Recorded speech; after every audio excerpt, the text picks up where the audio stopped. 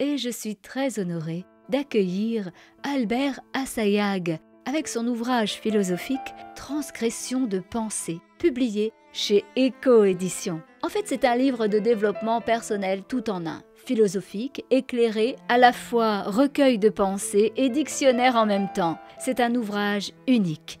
Albert Assayag, suite à des études à l'École normale de musique de Paris, les classes d'harmonie, contrepoint et trombone, Albert Assayag devient auteur-compositeur, pianiste, accordéoniste, arrangeur, chef d'orchestre.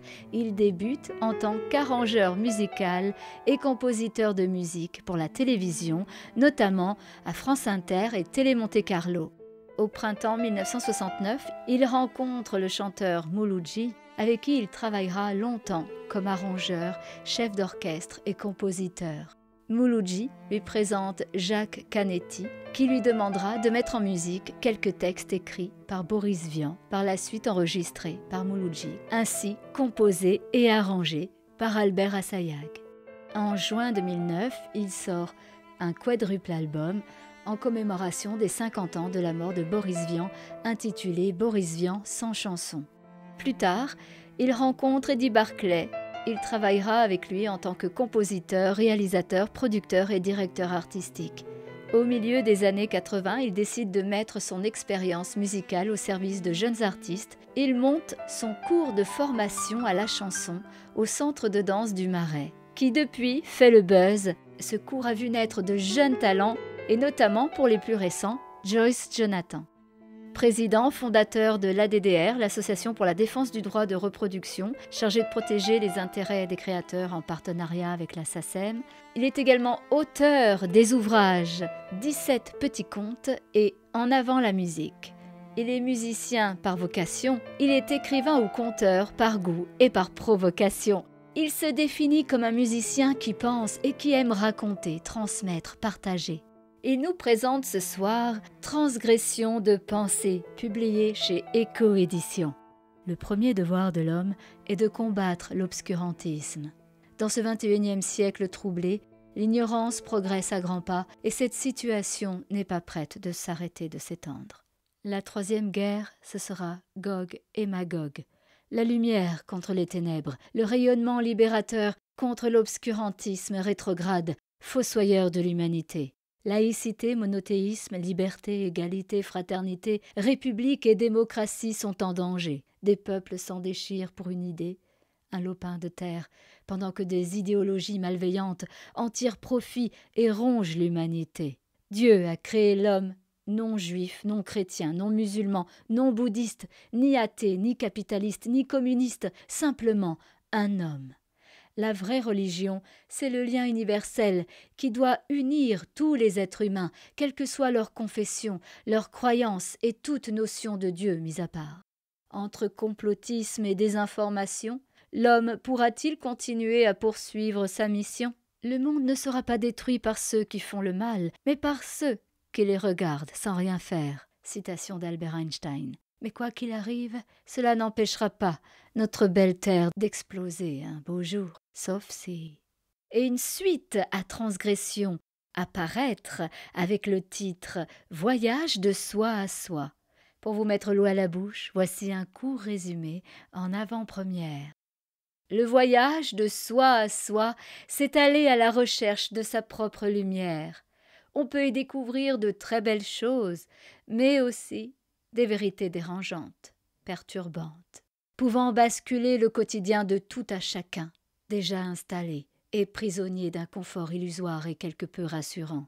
Le monde courbe l'échine devant la vérité fabriquée, imposée, qui semble convenir à la majorité. Faire comme tout le monde, se couler dans le moule, cette forme de sagesse vulgaire, je la refuse. Le voyage est-il un aller-retour ou un aller simple, ou un simple retour? Le voyage nous remplit de choses que nous emportons sans avoir à les ôter ailleurs. Du voyage artificiel, il ne reste rien au réveil, si réveil il y a, sinon le vide, ou la mort spirituelle et matérielle, la mort de la vie. Voyager, c'est aller de soi à soi en passant par les autres. proverbe touareg que l'auteur aime citer. Et j'espère qu'il reviendra prochainement nous en parler. En attendant, on écoute un extrait de Transgression de pensée. Transgression. Qu'est-ce que la transgression? C'est le fait de ne pas obéir à une loi ou à des lois. Ça, c'est le dictionnaire. Le fait de ne pas être en conformité avec l'ordre établi, de le bousculer. Ce mot a un double sens très dangereux. Il exprime à la fois deux idées opposées. Il porte en lui la contradiction. La transgression peut être une nécessité. Sinon, qu'aurions-nous à transmettre à part l'héritage immédiat de nos prédécesseurs, ceux qui n'ont pas osé transgresser, par crainte de ne pas assurer une pérennité certaine? La pérennité, sans apport complémentaire ou supplémentaire, finirait par s'essouffler à force de toujours transmettre ce qui est figé. Car la transgression fait aussi partie de la transmission. La transgression n'est en aucun cas une trahison. Elle peut annoncer une évolution. Le monde doit son évolution aux transgressions successives dans tous les domaines, aussi bien dans le domaine de l'esprit que dans celui du matériel. L'ordonnancement vise à uniformiser la société, à figer la pensée. On voit aujourd'hui perdurer de plus en plus des pays, des États totalitaires ou non, des nations, des démocraties, des sociétés, des assemblées ingouvernables, impossibles à gérer. Deux blocs principaux se forment, entrent en conflit permanent, s'empêchent mutuellement et alternativement de tourner en rond, pour ainsi dire. Pendant que d'autres, diversités dites émergentes, utilisent la force, l'endoctrinement, la terreur pour imposer une société viable, selon leur seul point de vue. Cela crée des masses de moutons de panurge, qui vivent dans la crainte du châtiment, qui n'est certainement pas divin, mais bien terrestre et matériel, avec tout ce que cela comporte comme exaction de tous ordres sur la dignité humaine. Dans ces groupements, ces communautés, ces ethnies, on ne pense pas. Mieux, on n'est pas autorisé à penser. Où la démocratie est absente, où la transgression peut être violente et dévastatrice. Tout de même, la science doit ses progrès à une somme considérable de transgressions à l'establishment. Les idées nouvelles et progressistes rejettent l'ordre établi pour faire naître un autre ordre, pour le bien ou pour le mal, selon le point de vue duquel on se place. En musique, un compositeur crée sa propre école. Il ne peut exister une seule école de composition. Il y en a autant que de compositeurs, même si diverses tendances peuvent se regrouper. La création musicale est faite principalement de transgressions. Pour ce qui est de l'étude, les livres vieillissent mal et vite et ne contiennent pas la vérité quand ils semblent la révéler. L'histoire nous ment souvent en prétendant nous informer, car son but est d'abord de satisfaire à l'ordre établi qui s'octroie le droit de la modifier à sa convenance. Chaque fois qu'une transgression ou nouvelle idée s'impose au monde, la vie subit des changements, des bouleversements pour le meilleur et le pire. Pourquoi le XXIe siècle devient religieux, comme prévu par certains penseurs et visionnaires? Dans le plus mauvais sens du terme, c'est parce qu'on veut établir ou rétablir des idées ou modes de vie éculés, en inadéquation avec l'évolution naturelle de l'être humain et du monde, grâce aux apports de quelques grandes lumières que je n'ai pas besoin de citer, tant vous les connaissez.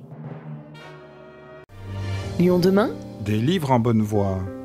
Présenté par Lydia Mirjanian. On retrouve Béatrice Ortega pour le roman sentimental Les Naufragés, publié chez Eco Éditions. Autrice de romans, de témoignages, de nouvelles et d'une collection jeunesse, après un cursus scolaire en gestion et comptabilité, elle a préparé un certificat de sophrologie. Elle écrit depuis son plus jeune âge. Les livres et l'écriture sont pour elle une véritable histoire d'amour, une addiction qu'elle revendique. Elle a vécu en Afrique et sur l'île de la Réunion. Citoyenne du monde, opportuniste, elle va où le vent la pousse. Elle rêve de devenir un écrivain du voyage et pouvoir vivre de ses écrits pour s'y consacrer à plein temps. Et pourquoi pas voir ses livres adaptés au cinéma, tant qu'à faire. Elle a également publié quelques romans d'auteurs classiques en gros caractères pour une lecture plus aisée. 3 nouveaux romans sont en préparation, ainsi qu'une collection pour enfants. 3 titres sont déjà parus chez Eco Éditions, Je t'attendrai, Le Prince du désert et Les naufragés, qu'elle nous présente ce soir. Samantha et Matthew, en compagnie d'un groupe de touristes, sont prêts pour un voyage dans le Pacifique. Destination, une île merveilleuse située au large de l'Amérique du Sud. Ils ne se connaissent pas. Samantha prend ses premières vacances depuis de longues années pour fêter son anniversaire loin des frontières françaises. Un peu de piment dans sa vie. Ils sont tous à bord du Sunflower et il est prévu au programme farniente, bronzage, bain de mer et balade. Mais la seconde nuit, un cyclone annoncé par radio se détourne de sa route première et vient s'abattre sur la zone de navigation de la goélette à 3 mâts. On écoute un extrait. Au large, calme plat, l'océan étincelait, le ciel bleu, le soleil brillait, pas une seule coquille de noix à l'horizon. Malgré les cyclones et les orages qui sévissaient dans le Pacifique, il faisait presque toujours beau sur ce coin de terre, exception faite de quelques pluies torrentielles qui avaient dégringolé sur leur cabane. Mais elle avait tenu le coup, et Matthew en avait profité pour repérer les endroits ténus et les avait consolidés. Et ce fut justement lors de l'une de ces fameuses tempêtes tropicales très violentes que le bateau sur lequel ils avaient décidé de voyager pour passer quelques jours de vacances avait sombré, avec les 20 autres passagers et les 6 membres d'équipage. En déplacement aux États-Unis, Matthew avait embarqué sur le même rafiot que Samantha pour une belle balade. Destination, une plage de rêve sur une ligne du Pacifique avec hôtel 5 étoiles et super repas diététiques. Après coup, en dehors du capitaine, le personnel navigant et son second leur avaient paru peu expérimentés pour convoyer un tel bateau avec ses passagers. Mais ils avaient bien vite chassé cette idée, bien décidés à prendre du bon temps et à ne pas se mettre des idées noires dans la tête. Ils s'étaient juste dit « Encore des salariés payés à bas coût pour que le proprio s'engraisse encore plus ?» Le personnel s'était contenté d'obéir aux ordres du capitaine, après tout, et n'était pas là pour penser, mais pour acquiescer et servir tous ces gens riches pour la plupart. Le propriétaire de la goélette à 3 mâts était resté sur le quai, mâchonnant le bout de son cigare cubain, tout en calculant le solde de son gros compte en banque, qui était à la dimension de son tour de taille. Il avait jeté un coup d'œil distrait vers le bateau, surveillé le commandant lors de la sortie du port, et d'un pas tranquille était reparti en direction du building dans lequel se trouvaient ces vastes bureaux ultra-modernes. Il se serait bien entendu avec Alessandro, et en songeant à lui, elle se surprit à sourire, car en fait, elle ne l'avait jamais pris au sérieux. Trop superficiel, trop imbu de sa personne, avec un ego surdimensionné. Il était un homme à femme, mais n'aurait sûrement pas fait un bon mari, ni aimant, ni dévoué à une épouse. Au cours de la seconde journée, le vent s'était levé, et dans la soirée, il était devenu très violent, force 9 au moins, et même en affalant toutes les voiles et en dépit de sa taille imposante, le Sunflower avait été secoué comme une coquille de noix. Samantha avait vomi ses tripes et ses boyaux comme la plupart des autres personnes à bord. Et Matthew, stoïque, mais blanc comme la craie, avait su sauver les apparences. Samantha regrettait amèrement de ne pas rester au bord de la plage, confortablement installée sur son relax, à ne rien faire face à l'entrée du palace où elle devait séjourner quelques jours, juste à se dorer la pilule et à mettre ses neurones au repos. Cette sortie était prévue sur le dépliant. Elle ne voulait pas faire la mouche du coche. Mais sur ce coup-là, elle avait vraiment manqué de discernement. La balade s'était terminée en drame. Le moteur, pourtant très puissant, n'avait pas suffi à ramener à bon port et en toute sécurité le bateau avec ses voyageurs et son équipage. Parfois, elle entendait dans sa tête les cris, les appels au secours et les sanglots de tous ces malheureux, et elle se demandait si, comme eux, d'autres individus avaient pu s'en sortir. Lyon demain ? Des livres en bonne voie. Présenté par Lydia Mirjanian. Nous partons à l'aventure avec le roman de Bernard Daspet, Les reliques d'Orange, paru chez Eco Éditions. Bernard Daspet est l'auteur de 3 romans et de nombreuses nouvelles. Il nous fait part de ces mots. L'écriture a toujours fait partie de mon univers, un univers d'évasion et de rêve. Écrire, c'est me sentir libre et heureux. L'action de ce roman se déroule à Orange, où j'ai vécu ma jeunesse et mon adolescence. À arpenter ses ruelles, sa vieille bibliothèque et ses monuments romains qui laissaient libre cours à mes aventures intérieures. Un chemin sinueux, parfois ésotérique, dans mes quêtes, que l'écriture convertissait en de longs récits historiques et fantasmagoriques. C'est par l'écriture que je me suis découvert, c'est par elle que je me suis affermi, et c'est grâce à elle que je suis devenu libre. Une aventure qui se poursuit toujours et encore. Il nous présente ce soir donc les reliques d'Orange. Les reliques du Christ, les clous de la croix et la couronne d'épines, d'après une légende, seraient conservés dans un tunnel courant sous la ville d'Orange.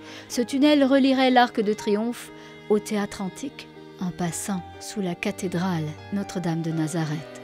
Légende, réalité. Pour le professeur Lorca, cette légende recèle une réalité.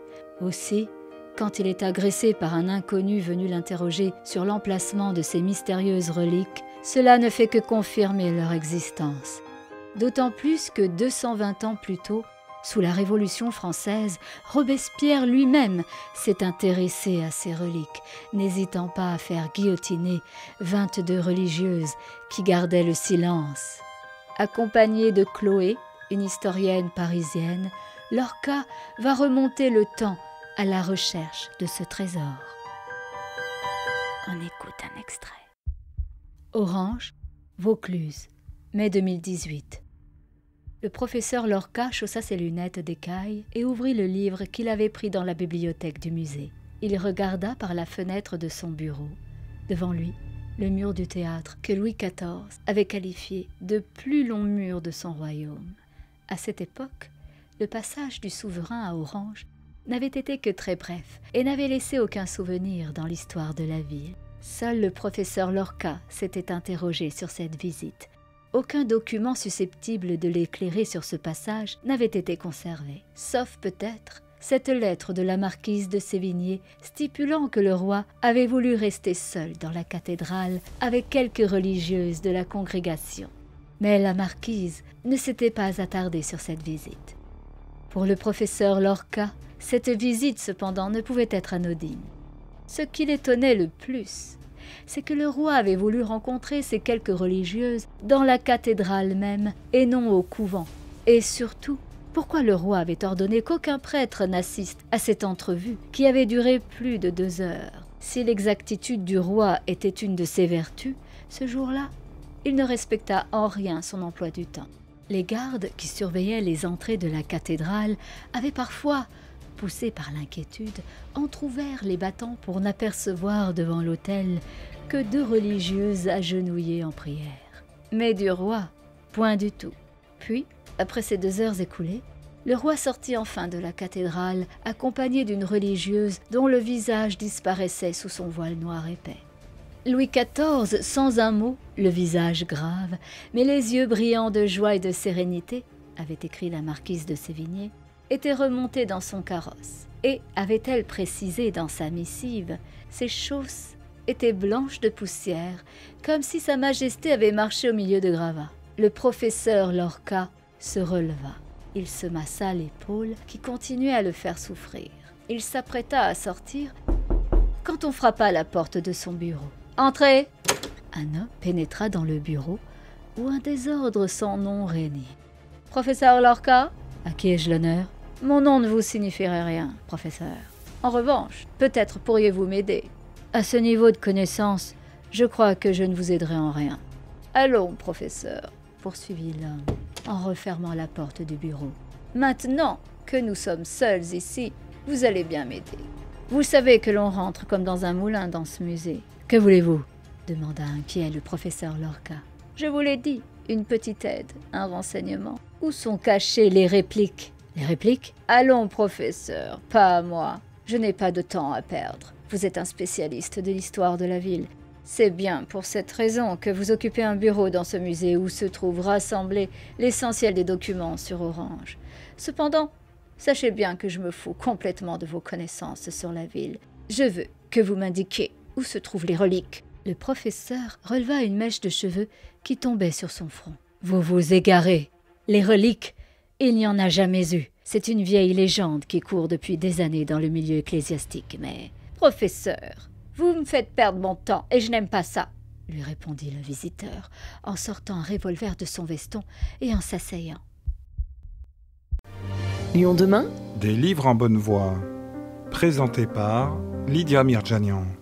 Plongeons-nous dans un thriller avec Émilie Court, intitulé Paranoia, le jour où la pluie commença, paru chez Eco Éditions. Je ne vous la présente plus puisque vous l'avez déjà découverte dans nos précédentes émissions.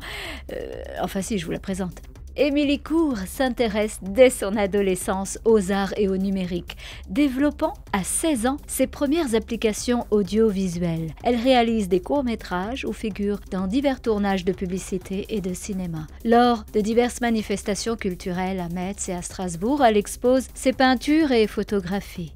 Diplômée dans le domaine du multimédia, du graphisme, de la programmation informatique et titulaire d'un premier prix de solfège, Émilie Court travaille pour des grandes entreprises du jeu vidéo, des télécoms et de la formation professionnelle à travers la France, notamment en tant que Microsoft Master Instructor. À 26 ans, elle crée une première entreprise de services informatiques et en profite pour valider de nouveaux diplômes. Après un passage par le domaine de la direction de restaurants en 2016, elle décide de retourner à ses premières amours, la création multimédia. Musicalement, le label Believe Digital produit son premier album de musique électronique en 2010. Aujourd'hui, ils sont au nombre de 13. Le label américain Mojo Heads Records la porte depuis 2021 et elle se produit sur la scène internationale.